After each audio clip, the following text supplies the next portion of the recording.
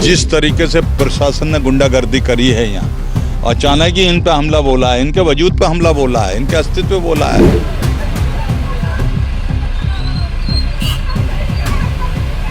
तो बहुत रोए थे उस दिन, हम बहुत रोए थे, लेकिन कोई नहीं माना। उन लोग अचानक आके ट्रैक्टर लगा दिया। प्रशासन को शर्म नहीं आती है और जनप्रतिनिधि को भी शर्म नहीं आती है। अब किसे ट्रैक्टर लेके आया और आमना सामना हो गया तो हम बताएंगे ये प्रशासन के लोगों को, जिस तरीके से ये दुर्व्यवहार कर रहे हैं लोगों के साथ। आप देखिए कि पूरी तराई में, खासतौर पर शक्ति फार्म में, दिनेशपुर क्षेत्र में और रुद्रपुर के कुछ इलाके में ये जो ग्रीष्मकालीन धान होता है वो लगाया जाता है। आज से नहीं, कई दशकों से लगाया जा रहा है और ये नमी को खत्म करने के लिए, दलदल को खत्म करने के लिए काफ़ी महत्वपूर्ण माना जाता था और किसानों की आजीविका का ये महत्वपूर्ण साधन था।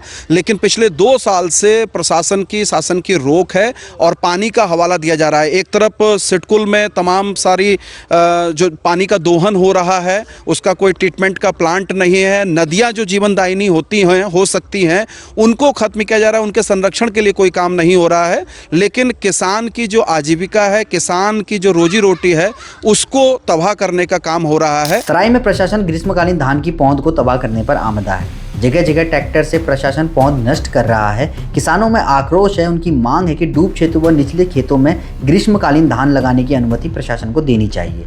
शक्ति फार्म, दिनेशपुर, बाजपुर सहित पूरी तराई में सैकड़ों किसान धान की पौध तैयार करके बैठे हैं, लेकिन प्रशासन फसल नहीं लगाने दे रहा है। तमाम किसान आर्थिक तंगी से गुजर रहे हैं। चूँकि नीचे व डूब क्षेत्र में अन्य कोई फसल लगाना नुकसान का सौदा होता है, ऐसे में यदि ग्रीष्मकालीन धान नहीं लगा तो तराई में सैकड़ों किसान भुखमरी के कगार पर पहुँच जाएंगे। सितारगंज के पूर्व विधायक नारायण पाल ने शक्ति फार्म के उन पीड़ित किसानों से मुलाकात की जहां प्रशासन ने मनमानी करते हुए पौध को नष्ट किया है। नारायण पाल से मुलाकात के दौरान कई किसान भावुक होकर रो पड़े।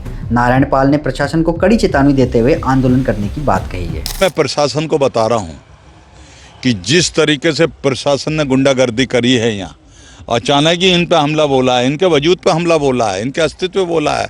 जैसे ये लोग बता रहे हैं, ये कहाँ से लाएंगे, कहाँ से लोन देंगे, और मेरे ख्याल से अभी ये बता रहे थे कि बैंक वाले भी आ रहे हैं, ये कहाँ से देंगे।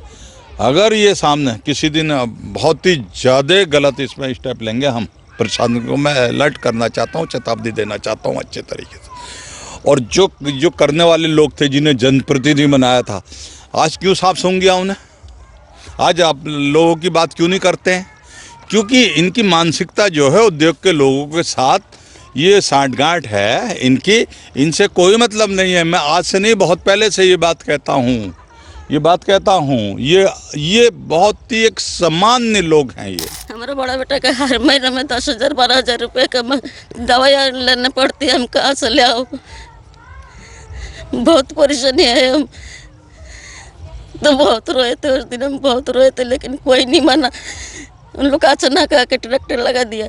ये आर्थिक बैकबोन है ये धान जो है मेरे ख्याल से 2, 4, 6, 10 हज़ार एकड़ में ये धान होगा ये। और इससे जो ये बाजार सरसब्ज दिखाई दे रहे हैं, समृद्ध दिखाई दे रहे हैं, ये चाइना वाले धान की वजह से।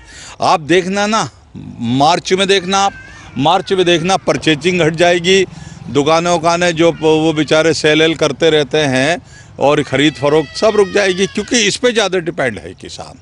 मैं प्रशासन को बताना चाहता हूँ, आज मैंने डीएम से भी कहा, अब किसे ट्रैक्टर लेके आया और आमना सामना हो गया तो हम बताएंगे ये प्रशासन के लोगों को, जिस तरीके से ये दुर्व्यवहार कर रहे हैं लोगों के साथ। कैसे रो रही थी ये? अभी रोएंगे नहीं, ये तो खून के आंसू, इनके तो खून के आंसू हैं। ये प्रशासन को शर्म नहीं आती है और जनप्रतिनिधि को भी शर्म नहीं आती है। प्रशासन को, शासन को मानवीय हित देखते हुए और संवेदनशीलता के साथ ये डिसीजन लेना चाहिए कि जो डूब क्षेत्र हैं उनमें परमिशन दी जाए, ताकि किसान ये ग्रीष्मकालीन धान लगा लें। और जो प्रशासन की ओर से ये कार्रवाई हो रही है, तुगलकी कार्रवाई मैं इसको कहूँगा, कि ट्रैक्टर लेकर आप किसी के किसान के खेत में जाते हैं और उसको जोत देते हैं, प्रशासन को ये राइट आखिर किसने दिया है? बहरहाल आप बने रहिए अनसुनी आवाज़ के साथ। अनसुनी आवाज़ के फेसबुक पेज को फॉलो कीजिए, आप हमको यूट्यूब पर भी जरूर सब्सक्राइब कीजिए।